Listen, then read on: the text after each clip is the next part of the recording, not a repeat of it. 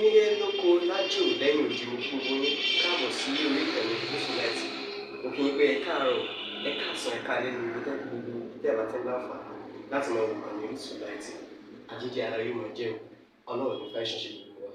Ojú tẹ̀ fún wa àti títẹ̀ fún wa kò sì ní fọ́nà ṣe ẹ ṣeun. Yusufullahi TV #1 Islamic channel jẹ́ ìkànnì tí ó wà fún oríṣiríṣi wáàsí àti ọ̀rọ̀ ẹ̀sìn látọ̀dọ̀ ọ̀pọ̀lọpọ̀ àwọn àfáà ńláńlá jàǹkàjàǹkà tí wọ́n mọ̀ máa ṣàlàyé ọ̀rọ̀ nípa ẹ̀sìn wa.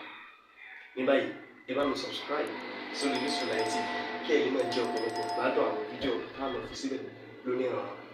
Ẹ bá mi like kí ẹ sì bá mi subscribe, ẹ bá mi share kí ẹ bá mi comment sórí àwọn fídíò yìí. Ìṣẹ̀lẹ̀ bẹ́ẹ̀ bẹ́ẹ̀ ti sí. Àfáà wa Sheikh Ìṣọ̀lá ni wọ́n sọ̀rọ̀ tẹ́ gbọ́ yẹn nípa àfáà àgbà àti àgbàfà. Sẹ́ẹ̀sì máa pé bí àdàbà bá pò gèlè lẹ́gbẹ̀ẹ́ ẹyẹlé, ẹyẹlé lè ti rí bí ẹni tí ò gbọ́. Ó gbọ́ bóyá nítorí maturity tí ń bẹ fẹ́ yẹlé.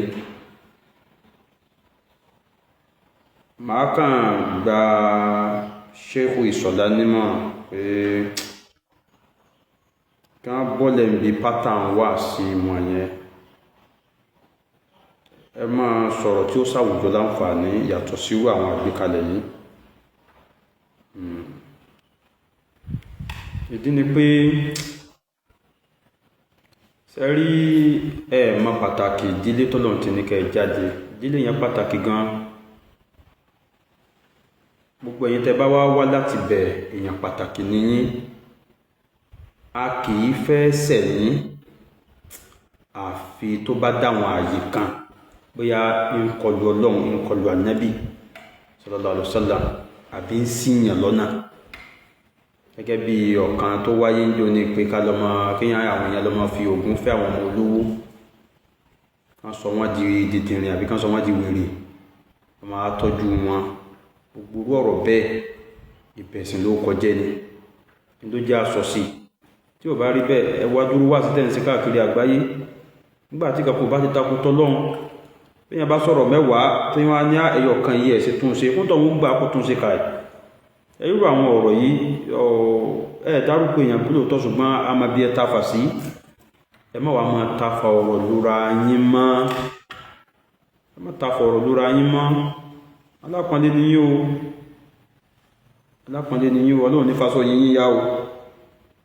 Bàbá tó bí yín, àwa yìí wà nínú ẹni tí máa gbọ́ wà sí wọn gbà tí wọ́n ń bẹ. Wallahi. A máa ń gbọ́ wà sí wọn dáadáa. Kì í ṣe pé ní rédíò ní fètètè báyìí.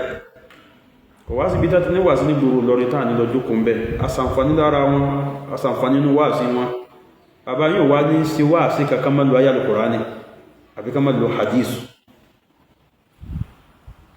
Kí ló tẹ́ ẹ̀kọ́ sí wọn? Ó kéré nígbà tí ń wo kílípù yín tí ò ní jẹ́ pé irú àwọn ọ̀rọ̀ báyìí lẹ́ sọ. Ẹkún bẹ́ẹ̀. Ọlọ́run kó àwọn èèyàn jọ sábẹ́ yín kẹ́ ẹ lè darí ẹ̀mí wọn padà fọ́lọ́run. Mi ò láníyàn àti mo kàn fẹ́ pín in lákèésí pé ọ̀rọ̀ bí tẹ́ ń lọ yẹn, ẹni ń ta fà ọ̀rọ̀ ọmọ yẹn olóyè ọba ni. Gbogbo ẹni tẹ́ bá sì wárí tá a bá kòrò ojú sí ní ta torí ẹ̀ kòrò ojú náà nìyẹn.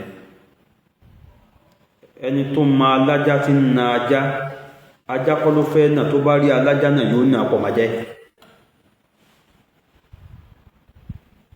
Ẹni bá mú lóyè ọba Ìlọrin tí bá ń sàrífín sí wọn, ọba Ìlọrin gẹ́gẹ́ ló fẹ́ rí fín o. Ẹ jọ̀ọ́ àpọ́nlé mo fi sọ, mi ò wá pẹ̀lú ọ̀rọ̀ wallahi Ọlọ́run sí rẹ̀ mi orí nù mi lẹ́yìn ò bá rí.